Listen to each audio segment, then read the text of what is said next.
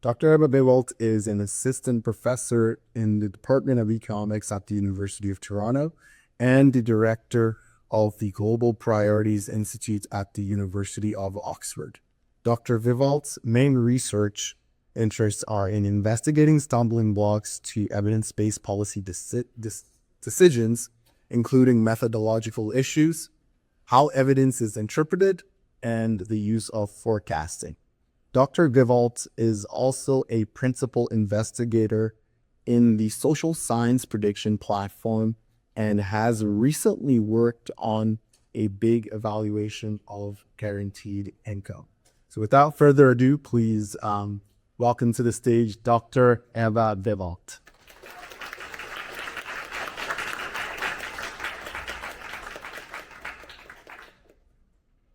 Thank you so much. And can I just say it's really particularly nice for me to be here because I'm actually originally from Toronto. I've been all over the world. Actually, I've lived in the UK, the US, Australia, but I'm from here. I'm back here, and it's really great to see all these people here who are really interested in these issues. So really excited about this. So getting into it, this talk is about how policymakers make decisions. And this is an important topic because the decisions that policymakers make can be very consequential. They move billions of dollars every year, and the money that they move can in turn have really different effects. Okay? And yet, though there's been a lot of interest recently in evidence-based decision-making, I would argue that in order to have evidence-based decisions, you really need three things. First, you need evidence, and a lot of research, my own included, focuses on this point, on building up the evidence base.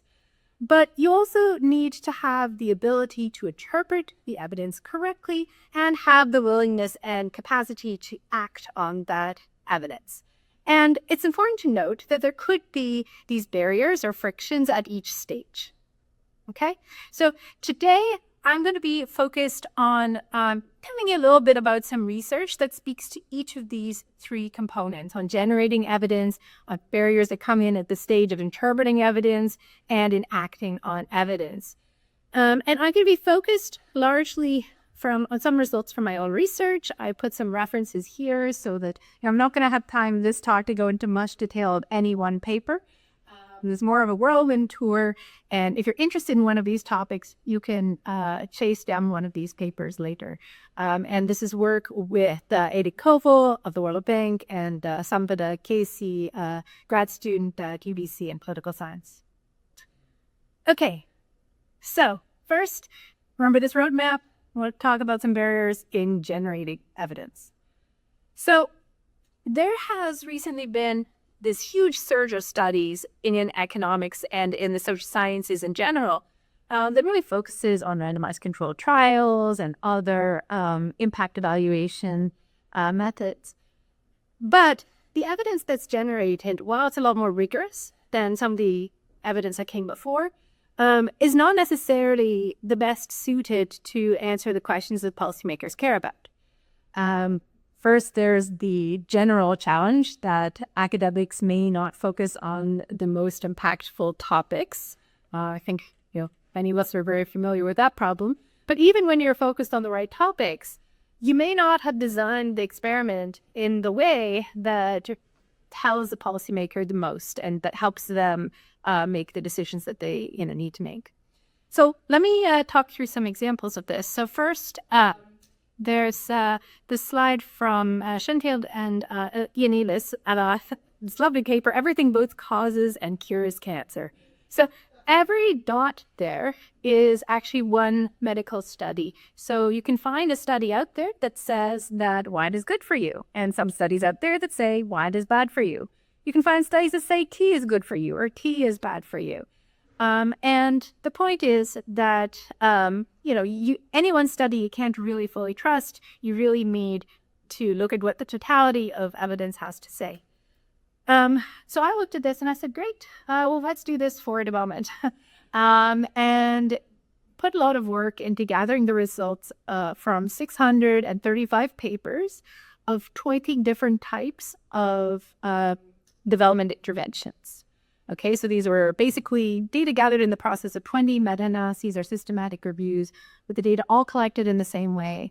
And here you see different intervention outcome combinations. So for example, the impacts of conditional cash transfers on attendance rates, or the impact of conditional cash transfers on enrollment rates, and so on.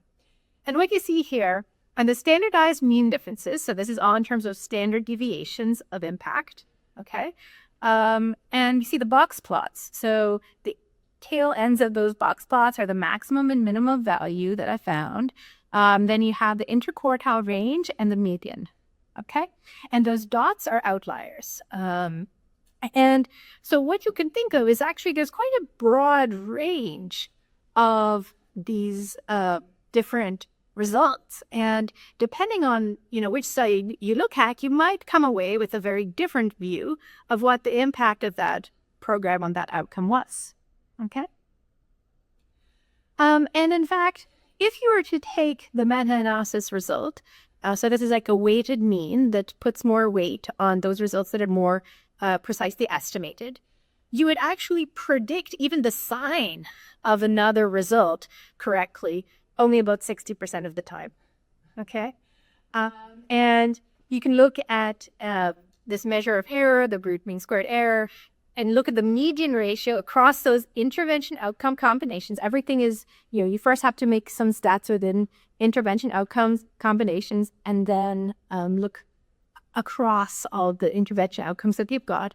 So that median across the intervention outcome combinations is like 2.5 of the ratio of the root mean squared error to the mean. So that's actually pretty large.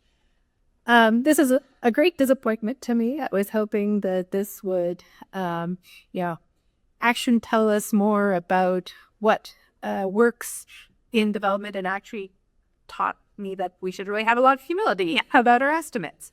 And it raised the problem that, if you're a politician, you can find any study you like that supports your view. There's always going to be some study out there. So how people actually weigh the different types of evidence that's out there really can matter, okay? Another small methodological point here is that there can be a real trade-off in terms of studies that are designed to be high internal validity versus high external validity. And just as an example here, think of a case where, suppose I'm designing a study in Indonesia, and I can spend more money to try to reach more outlying areas. But some of the outlying areas are really hard to get to. Are you okay? So, it would be more costly to gather data from those areas. So that's all to say that, there can be this trade-off where you can have more internal validity by... Short I can say, sorry, Howard. Grace. That was... All right. So that's all to say there is a trade-off here. And researchers will often optimize for internal validity without considering external validity as much in their design. The publication incentives tend to be in that direction. So here's a problem. You have a large array of different study results. Well, how do this will actually then select between them? And oftentimes, policymakers will say, I really want to see results from my country, like my context here, okay? Like this is, this will really help me figure out what will work well here. So we set out to test how people, in fact, did put weight on different attributes of the different studies and different levels of those attributes. So this is this paper with Aidan Coville and Sampada Casey. And what we did is we ran this experiment on policymakers. Now, you can't bring policymakers to a lab, but you can bring a lab to policymakers. So we did this in collaboration with the World Bank and the Inter-American Development Bank. We sampled 172 policy professionals from 5 workshops and a survey at the World Bank headquarters. And these people who were coming to these workshops, I should say, were, they're for different types of people. They're policymakers, so people who make decisions on particular programs. These are not super high-level policymakers. It's not like the Minister of Health, but it might be somebody who works in the Ministry of Health on a particular program and has decision-making power over that.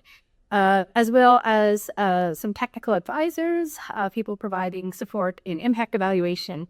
And then on the practitioner side, we have got some bank staff as well, international organization staff. Okay.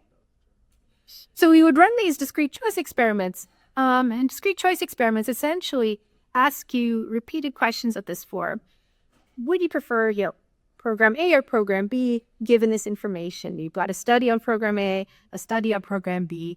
They differ in terms of the methods used, where they were done, the impact on enrollment rates, and also a local expert tells you which one they recommend. Okay, so we ask people these questions, and if you ask a bunch of these questions, you can then back out how much they value these different attributes and the different levels of the attributes according to their choices. So here are the attributes and the levels we used in this experiment. We were interested in whether people paid attention to the method used of the study. So experimental study, like our RCT, quasi-experimental, differences or regression discontinuity for any econometrics, Wonk sphere, or observational studies, just do correlations. And then there were different locations. So you had different regions, different countries in the same regions or the same country, different kinds of impact, different confidence intervals, and whether or not it became recommended. Okay. So what did we find? So first, you can do some analyses and look at, say the odds ratio, like how much more likely are you to pick program A versus program B if, program A was studied by RCT. But then since we had impacted there, we could do something nice. We could look at essentially your willingness to pay for that kind of evidence. What your willingness to pay in terms of the actual impact of the thing. So the estimated impact. How much estimated impact would you be willing to trade off in exchange for that estimate coming from an RCT or coming from the same country, etc. Okay? So when you do that, you get a table like this. Column 1 shows you the pooled policymakers and policy practitioners. Remember, we say policymakers, those are the government officials in various line agencies from around the world. The policy practitioners, those are largely the international organizations, staff that are supporting these programs. And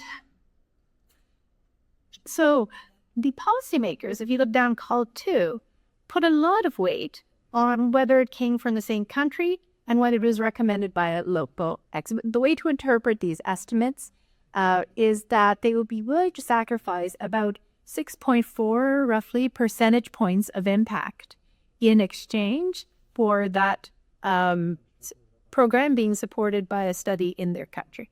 So, say I show you the results of something in some other place that improved, say, enrollment rates by 10 percentage points, and then something else that is in your country that improves enrollment rates by, much less than that, like 5 percentage points, you're still going to be like, okay, I prefer to the other program that was done in my place that improved it by 5. I'm not going to consider the one done somewhere else that improved it by 10. So, this is not necessarily wrong per se. We can't say that. We don't know that for a fact. It's possible that you trust results from your own context more for good reason, right? That results from somewhere else, maybe you think, well, that's not going to be very applicable to me. That's, it's still interesting that goes in a certain direction, though, that you're not like, well, you can also imagine people say, I think that country or that place, they're going to do a study there. But surely if I did it, I'm going to get much better results than they had. Okay, so even if they, did kind of poorly, like, you might think it could go theoretically, in either direction. And they really did care also about who recommended it. The policy practitioners, they cared more about the methods, and they did care more about precision as well, the precision of the estimate. We didn't explicitly ask about the significance of the results, although you could a little bit very crudely back it out, but in a very crude manner. Okay. So that was the first bit. Now on to the second stage, interpreting supplements. And this will be perhaps more interesting to people who are to like rationality or behavioral biases. This part will be for you. So we looked at how people interpret evidence because we know people have got behavioral biases in general. So, it wouldn't, in one way, it wouldn't be surprising if policymakers also had them. They may also be more likely to have them because of several factors. So first, they could have been selected in a certain way. So there is some literature, for example, that says that CEOs are more likely to be overconfident. Like if you're a CEO, you went through some selection processes that, just make it more likely that compared to the typical person on the street, walking down the street, you see like they're just more overconfident. They could have also adopted certain norms from their institutions. Like many policy organizations are pretty risk averse and move pretty slowly. And you might think, okay, my own preferences and how I make decisions is going to be shaped by my experience from having been many years at an organization like this. And you could also think that maybe they face certain types of information more frequently in their job. And let me give you an example of what I mean by this. So remember that in general, I care a lot about variation. I mean, the first study I was showing you here was about just how much heterogeneity there is. So I'm concerned about heterogeneity, and I think information as well about precision and confidence intervals it's really useful, is really important. But I know that it's very rare that a policymaker will actually see any kind of information about precision, actually. So I had an RA look through the World Development Reports, which are these flagship publications of the World Bank, but they put out every year, few 100-page documents. And I asked them to look at ones from 2010 to 2016 and just look for all the instances they can find of anything that suggested anything about precision of the estimates, because they cite thousands of research studies. So they looked over this huge span of time, and all these, because thousands and thousands of citations, and only in 8 instances did they have any information in those reports about precision of the estimates. So this is just information that's really rarely shown, like whether it was confidence interval, p-value, anything, and that just wasn't there. So, you might think if you don't see this information, you may not know how to update on it when you do have it. You just don't necessarily know how to interpret it. So what I did with Aidan was we ran another experiment where we looked at 2 biases that we thought might matter. We looked at asymmetric optimism and variance neglect. So asymmetric optimism, this is where you update more on sort of good news relative to bad news. So suppose, I ask you, what is your prior about the effects of cash transfer programs on enrollment rates? You think, I think, cash transfers improve enrollment rates by 3 percentage points. And I say, okay, great. Well, what if, now I either show you evidence that says it's 5 or evidence that says it's 1. And if I show you evidence that says it's 5, you're like, great, it's 5. And if I show you evidence that says it's 1, you're like, maybe it's 2. So, you're moving more towards the results that you like, basically. And this has nothing to do with like the sign of the result. The same kind of thing would happen if you just sort of flipped all the signs. Like the more positive result you sort of gravitate more towards. Okay. So it's either that you're updating, that there's something wrong in your updating process, at least compared to evaluation, or that if your updating goes straight, it's just if you misperceive the signal somehow. Okay. For variance neglect, this is a kind of extension neglect, or I have here in quotes, the law of small numbers. It's in quotes because there's no such thing in the law of small numbers. There's a law of large numbers, but people act as though there's a law of small numbers and that they update a lot and they don't care about, they don't pay attention to sample size very often, right? You'll have people take away very confident conclusions based on a tiny sample. So what we are interested in is, okay, well, maybe there's just various neglect, like, and you're just insensitive to confidence intervals overall. And so it's not even that you are, paying too much attention to results that are imprecisely estimated, but you might also be not paying enough attention to results that are precisely estimated. Okay. So here you can see in this figure, a comparison with prospect theory here. We think that people treat results that are sort of in the tails with more probability than they deserved, okay? And you can compare with that, like if you see precisely estimated results, you actually treat them as though they are, much less precisely estimated. And if you see results that are very imprecisely estimated, maybe you treat them as if they had been more precisely estimated. Okay, so you're basically insensitive to confidence intervals. I mean, this was a new bias that had been studied at this point. So what we did was, as I said, we gathered, we ran this at more workshops. We also followed up with people who we had catch at the workshops to catch them later over post-workshop video conferences, and did a survey at the headquarters. And the sample was roughly equally a third policymakers, a third policy practitioners, and a third researchers. And the strategy here is really straightforward. First, we'd ask people to provide the prodders about what they thought the effect of a program would be. And we asked them to provide their full distribution of price, okay? Basically putting weight in bins. I'll show you an example of that in a minute. And then we present them with some results. And then we get their posteriors. Simple. And we can see how they're updating, okay? And we can randomly vary the information that we provide to either have larger point estimates or smaller point estimates, or larger confidence intervals or smaller confidence intervals. Okay, so that gives us the random variation that will allow us to sort of tease out if they're subject to any of these biases. So here's an example. Consider a conditional cash transfer program in which a household is provided with the equivalent of $20 per month as long as all their children to a certain age range stay at school. The program targets rural areas. Just before the CCT program was implemented, 90% of these children were enrolled in school. Please provide your best estimate how much the program increased enrollment in percentage points. Okay, so you provide your best guess, and then we ask, well, please use some sliders to let us know how likely you think the program must have had a certain impact. And this is essentially putting weighting bids. Okay, so you put more points in a range, that means you think that particular range is more likely. Okay, and so you use these sliders. This is going up to 10 because remember, this particular thing was described as saying that at baseline, 90% were already enrolled. You probably are not going to see more than 100% being enrolled. And also it went all the way down to -5 for the options, but nobody picks negative numbers here. Okay, so then we show some results. So suppose that 2 independent studies of this program were conducted.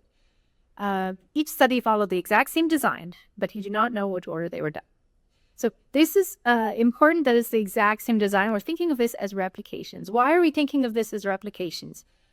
If we were to instead, describe them as coming from different contexts, etc., then you might have people updating on different elements, those different kinds of attributes that I was just showing you, earlier. You need a lot more questions to try to parse out how people were weighing all those different factors while they were giving their responses. Whereas if you just ask them about replications, then you know that any variation is just due to sampling variance, and that's just very easy to model. It provides a really clean experiment.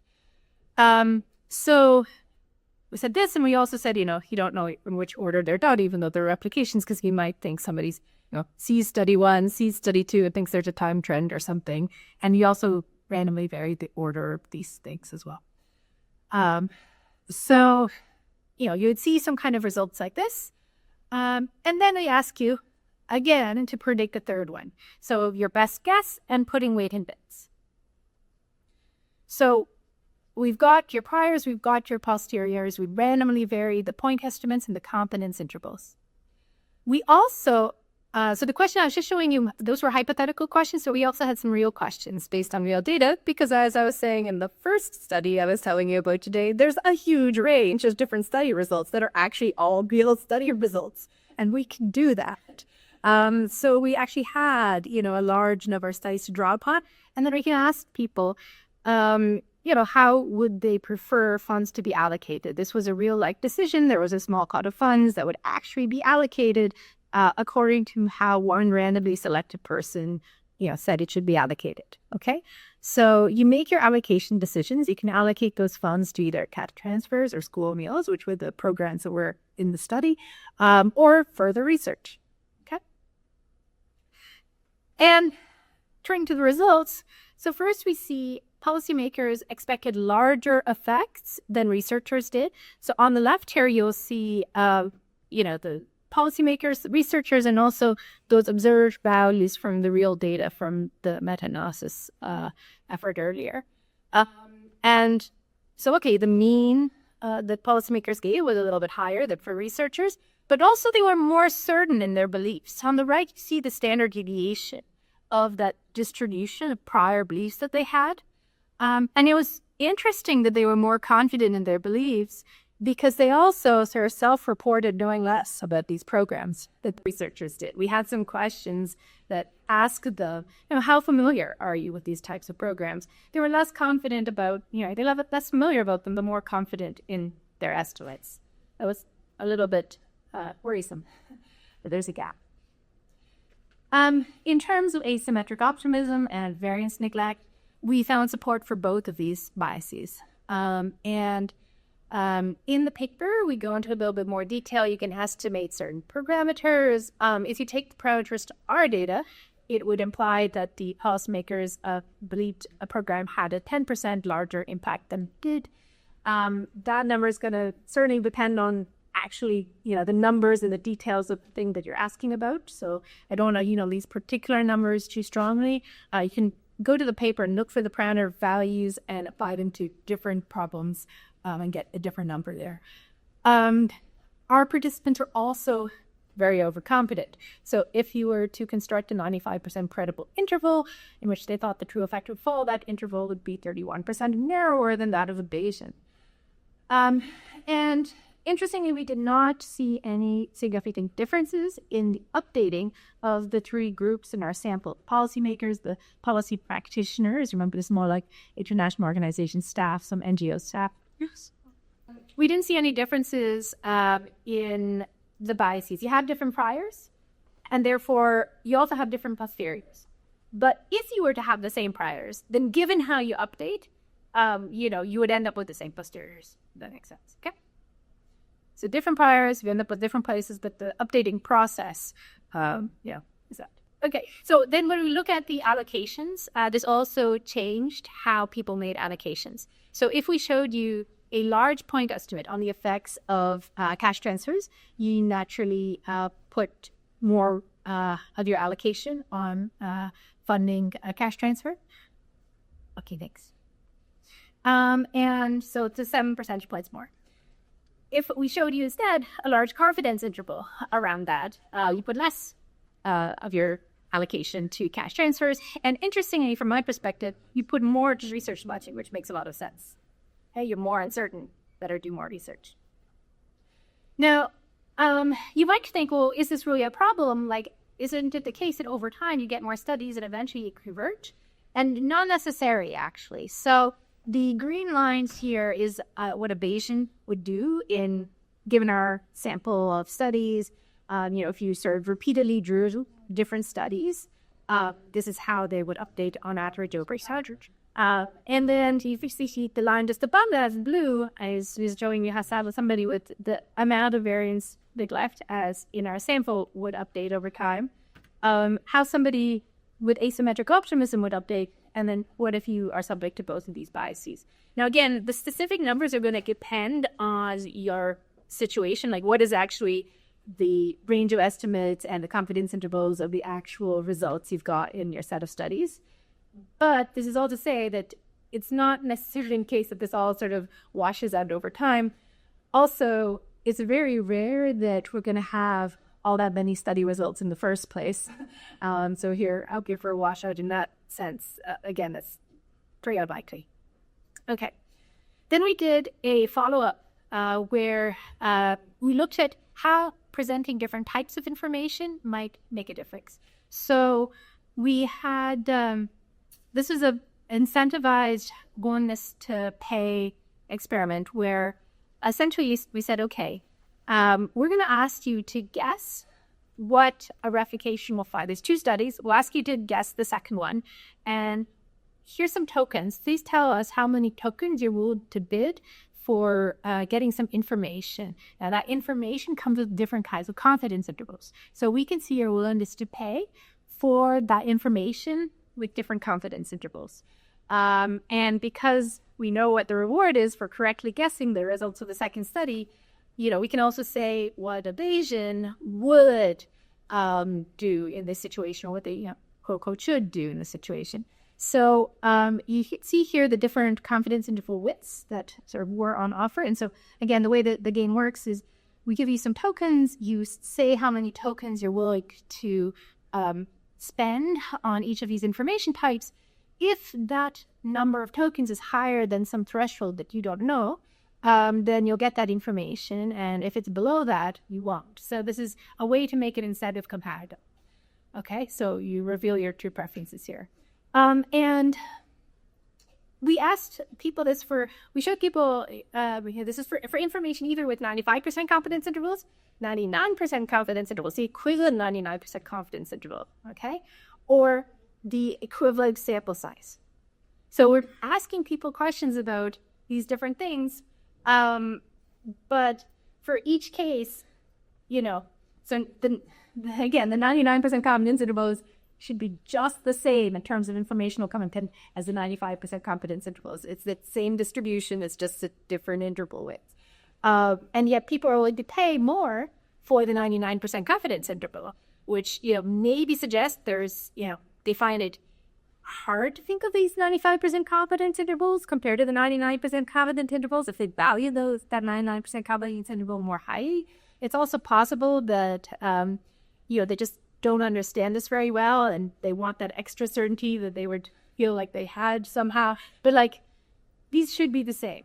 So it's, clearly something is going wrong here. And then also they were a little bit closer to what a Bayesian would do, so that, blue steep line is what a Bayesian would do. They would you would pay much more for results from small confidence intervals and much less for results with large confidence intervals. This is nice because it maps on really well to what we were showing earlier about the variance neglect. You could draw, the model of variance neglect looks like at Bayesian 9 and how the other people are, or if you're suffering from Bayesian neglect, you would have a flatter line. And that's what we see in the data. It's very rare to actually get the data to fit a model very well. And so this was really exciting. And interestingly, the line is a little bit steeper. Is we show you, okay, we asked your wings to pay for results with different sample sizes. So maybe people are a little bit better at thinking about precision when it's framed in terms of sample sizes rather than confidence intervals. So there's no intrinsic reason why we need to be stuck with 95% confidence intervals in presenting our work. I mean, maybe for academic journals, that's the convention, but when for trying to disseminate results to policymakers, we can try other ways of presenting the same information. Maybe sample sizes are a better way to go. Okay, so then finally this third bit, acting on evidence. And here this is going to be a little bit more speculative and forward-looking, talking about some upcoming research. And the challenge here is that, even if you have the evidence and even if you interpret it correctly, there could still be other barriers in actually acting upon it. And some of those are going to be some thorny, political economy issues or organizational inertia. But it can also be that you maybe just don't have the right understanding of what the goals should be. You know, maybe you are not sure of what other people's preferences are and what would actually increase their well-being the most. So we're interested in this question of, you know, do policy professionals actually correctly predict other people's preferences in the first place? And so there's some upcoming work that is again going to be leveraging the sample policymakers at the World Bank and elicit forecasts from them about their own efforts. Ask them their own distributional preferences. So think of, you know, your preferences over different societies at certain income distributions or wealth distributions. You can have distributional preferences, but you can also have preferences over impacts, the distribution of impacts. So say, you know, you maybe want a very equal society, but in order to get that equal society, you would prefer that the interventions target the lowest income people, right? That the plausible set of preferences somebody could have. They're not necessarily, okay, equal this and therefore equal this. Like, you know, you could think of like, should cash transfers go to everybody or should they be targeted more closely to, you know, lower income individuals, say? That would be, you know, preference over distributional impacts. So we ask their own preferences, but then also elicit forecasts of what they think other people in different places actually prefer. And we know what people actually prefer because we have these nationally representative samples of what people actually prefer in various places around the world. And so this is kind of nice because we can then test more explicitly, okay, so earlier we were talking about local knowledge. Well, at the bank, there's a lot of people who come from all over who maybe have a lot of local knowledge, actually. And do they predict the preferences of people from their home countries or the countries that they work closely with better, actually? And so, you know, as I say, this is upcoming research, so I don't have results for you today, but this is, you know, an area certainly of great interest as well. So coming up in the future. Oops, wrong clickers. So overall, just to sum up, so I'm also interested in just these broader tools of what helps people make better decisions. And with Stefano Dalla set up this social science prediction platform, which is a platform that researchers can use to elicit forecasts of what their own studies will find. And researchers, at least in economics, but also in political science, psychology, and several others, have been you know, using the forecasts a lot more. And the nice thing about this is that if you forecast research results, then you start to be able to say something about those situations in which you don't have that gold standard RCT. And is not going to be causal, but it could still potentially help improve your estimates. There's still a connection to something that had been causal. And so hopefully over time, this tells us a bit more about how people can make better predictions and hopefully have some forecasts from policy types as well. And finally, just to say, I think this is still a pretty wide open space where a lot of good research could be done. I encourage people to get into it if that's the thing that, you know, you think about it a bit and it seems like it's a good thing for you. There's lots of room in this area. So very excited to chat more about it. Thank you.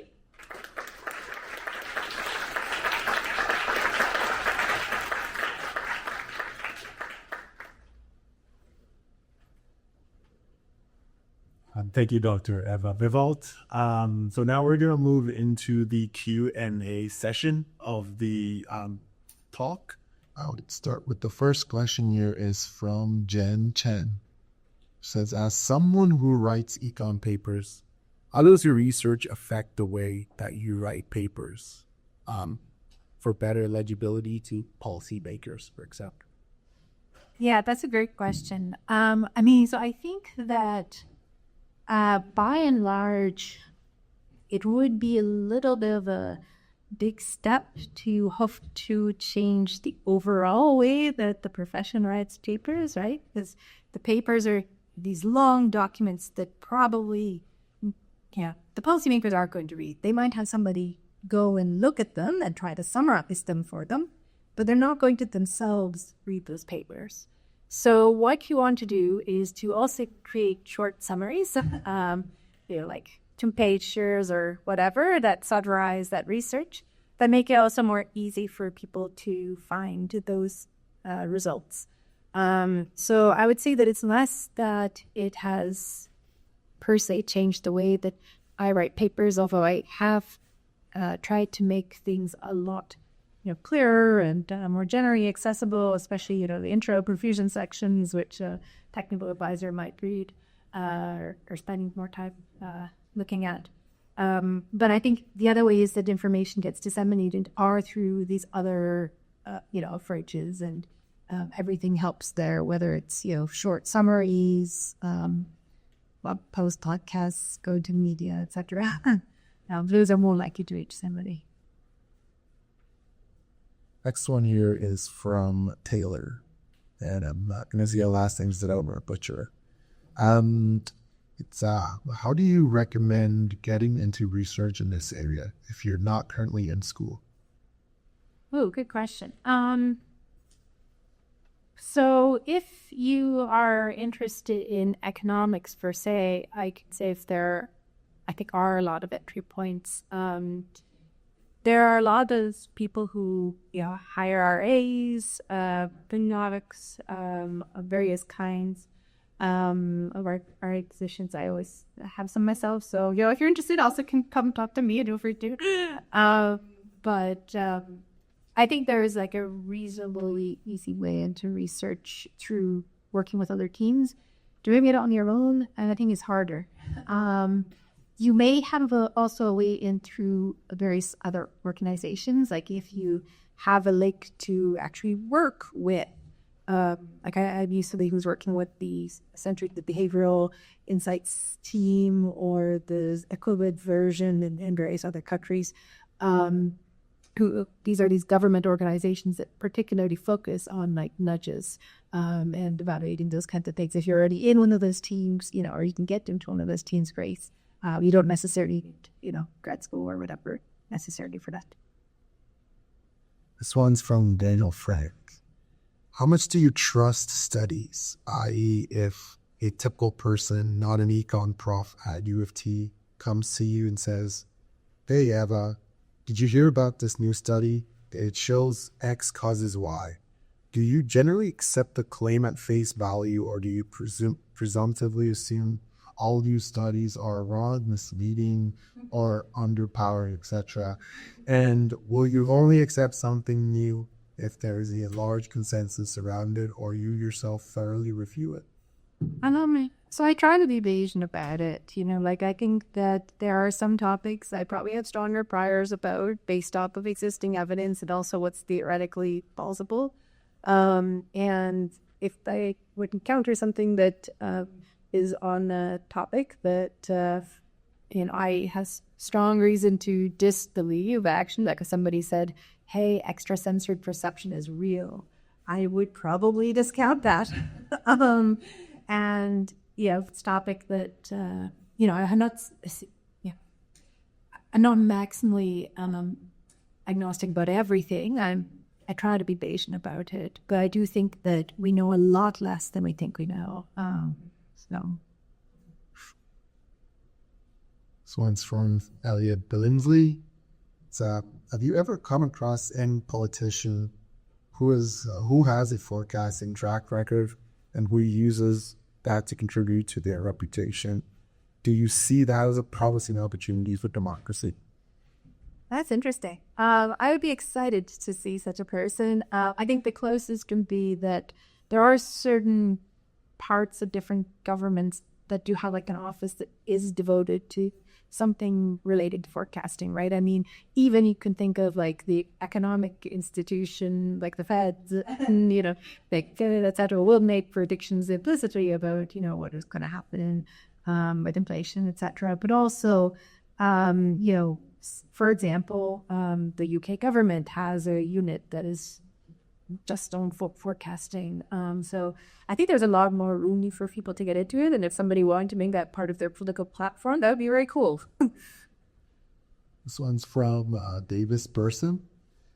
Has any work been done on overcoming the biases you mentioned? For example, if you tell someone about variance neglect, can they improve it at least temporarily? Yeah, that's a good question. So, I mean, I think, so we haven't looked at can you improve variance neglect by just sort of telling people about it and training them on it. We did look a little bit at like presenting different types of information, and can presenting information in a certain way, help. But there is the literature on sort of training people to make better forecasts. And so I think this is also the same kind of domain as training people to, interpret evidence a bit better, actually. So I do think that is a promising path. This one is from Mahmood Batar. Do you expect that additional training in understanding statistics could help reduce policymakers' biases? As far as your research shows so far, do you expect that reductions in interpretation bias is likely to impact the actions and take in their work? Yeah. I mean, so I can make an analogy to something that is real and happened, which is, in this whole sort of credibility revolution, there has been a huge concerted effort to get policymakers to, weigh results of RCTs more, in fact, than observational studies in a way that I think actually has been helpful, even if I think like the discipline, could stand to put more weight on external validity as well. I love like RCTs are not necessarily worse in external validity, by the way, but I think they could focus on more things than just RCTs is what I'm trying to say. And I think those training sessions, so, JPAL does this, other organizations do this, bank does this. In fact, in some of our discrete choice analyses, we did sort of a before and after at these workshops as well, at some of them. And you can see people put more weight on more rigorous methods by the end of the workshops. So I think that does help. I think that does contribute because, if you're also including correlational studies and putting if you treat them equally to RCTs, you're probably going to have a huge range of things then that you can really draw upon. And the potential for you to be carried away by the results that you like, it really becomes huge at that point. So, yeah. The last one we have on here is from Vlad. Considering that your analysis of the papers involves a lot of human behavior / biases, do you ever collaborate with psychologists in your work? Yeah. So I've almost collaborated with psychologists in the past. It didn't ever happen, but I am open to it and would be excited to. Those are all the questions we have on the SwapCorp app, but does anyone have any live questions they want to move forward? I think I've had one there maybe at the end, but I'm not going to pass it. This is about, right, whether you, if in your work or, in your work you engage much question of incentives for policymakers and have very few papers in the survey, but Lackridge's paper on case datainers lies about how policymakers and funders have incentive not to generate evidence on their core rates. Is that really up the those? Keep putting it down. Yeah. So Aidan, I get that's right. So a bit of backstory here. I actually used to work at the World Bank, which is why I still know their system very well and, months of studies with them. And I would say that, we've mostly focused on policymakers who are interested in impact evaluation. They come to the workshops, they're demonstrably interested. They have one in mind for their own program. So I would say we're focused on sort of the best case scenario where people would actually care about the evidence. I think it's also true people don't necessarily want their program to be evaluated, and in particular once they start to realize, oh, this is going to be public information and everybody will see how badly it did if it was, it does poorly. Sometimes there can be, more reticence at that point and some pullbacks. So I do think it's a real issue. Yeah. I don't have solutions for that word though.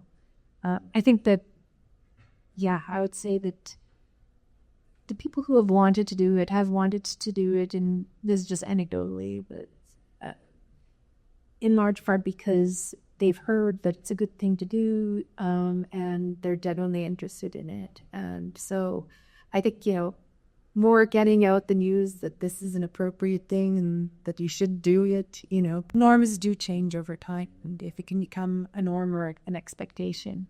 The other thing that's sometimes successful is institutions having even a top-down, like, look, we're going to just randomly evaluate X% of our studies. That also can help.